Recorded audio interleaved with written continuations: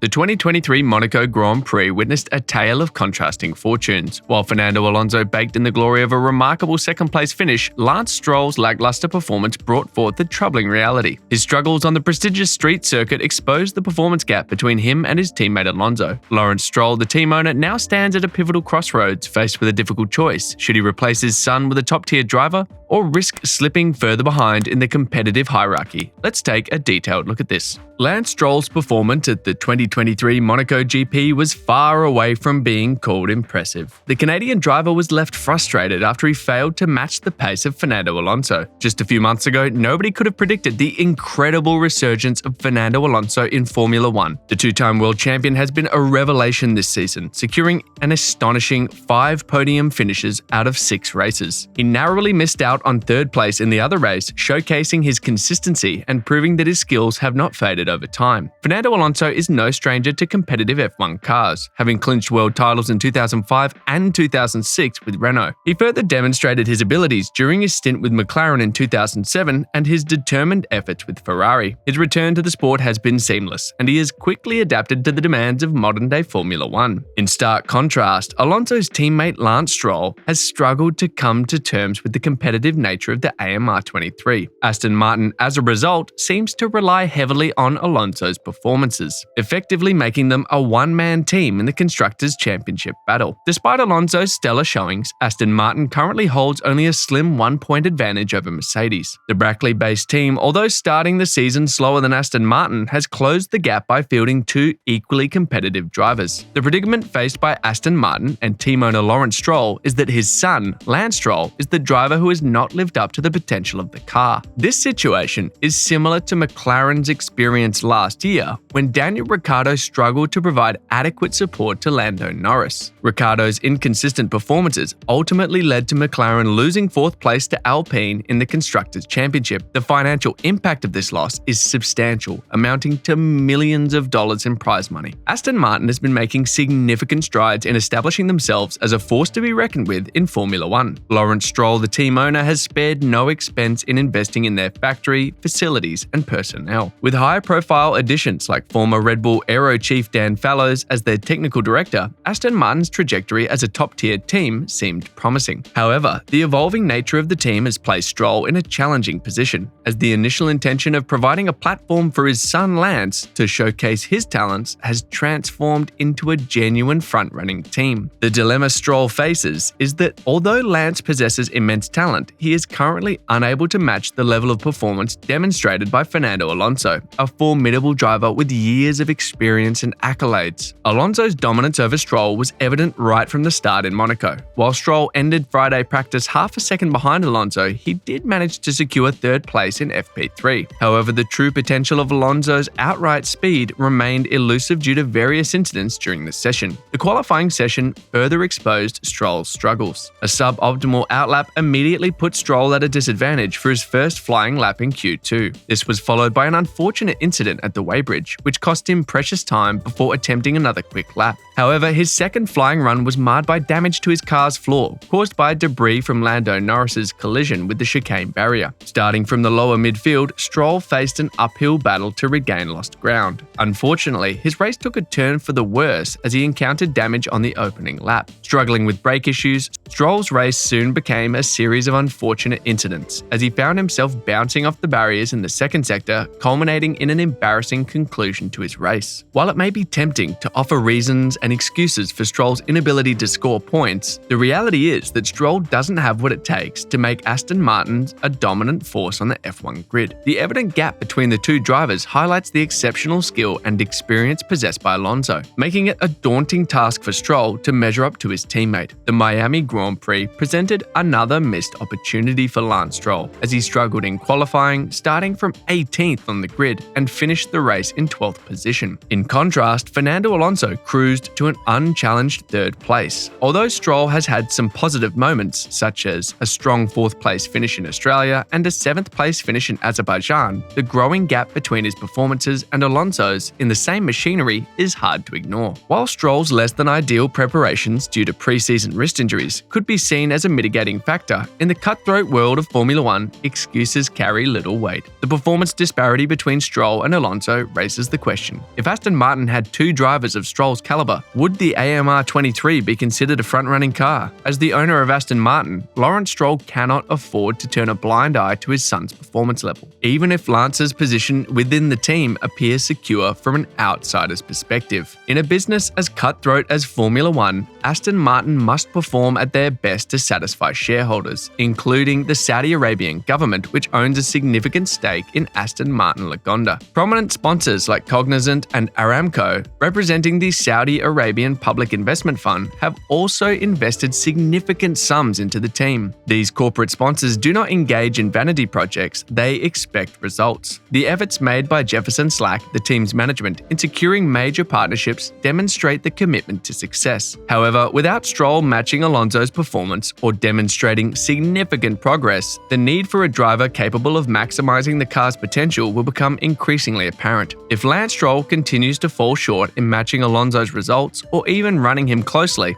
it will only be a matter of time before questions are raised about Lawrence Stroll's decision to retain his son as the team's driver. The precedent set by McLaren's decision to buy out Daniel Ricciardo's contract during his struggles against Lando Norris, despite Ricciardo's previous successes and strong reputation, looms large. Performance is the ultimate measure of success in Formula One, and Lawrence Stroll cannot afford to ignore the possibility of seeking another driver who can extract the maximum potential from the car. In the ruthless and unforgiving world of Formula One, there is no room for sentimentality. Lawrence Stroll must confront the reality of his son's performance level and make the difficult decision that will best serve Aston Martin's aspirations. The team's future success hinges on their ability to field a competitive driver lineup and extract the full potential from their machinery. Only then can Aston Martin truly solidify their position as a top-tier team in the fiercely competitive world of Formula One. The intriguing aspect now lies in whether Stroll can elevate his game, especially considering the support he receives from his teammate Fernando Alonso, who seems willing to assist him in becoming a better driver. Despite his young age, Stroll is no longer a rookie, currently in his 7th season in Formula One. In a team as competitive as Red Bull, Lance Stroll's performance would likely have led to his dismissal already. Alternatively, they may have brought in a promising young talent like Felipe Drugovich to constantly challenge Stroll